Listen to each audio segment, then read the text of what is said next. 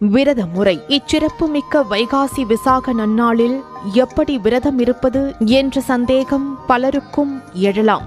எளிமையான விரத முறையை இனி காண்போம். அதிகாலையில் எழுந்து நீராடி வீட்டில் உள்ள பூஜை அறையை சுத்தம் செய்து முருகன் படத்தின் முன்பாக நெய் தீபம் ஏற்றி வைத்து வழிபாட்டை தொடங்க வேண்டும். ஒரு பொழுதோ அல்லது ஒரு நாள் முழுவதும் உணவு உண்ணாமல் இருந்தோ அல்லது அவரவர் உடல்நிலைக்கு ஏற்ப விரதம் இருப்பது சிறந்தது.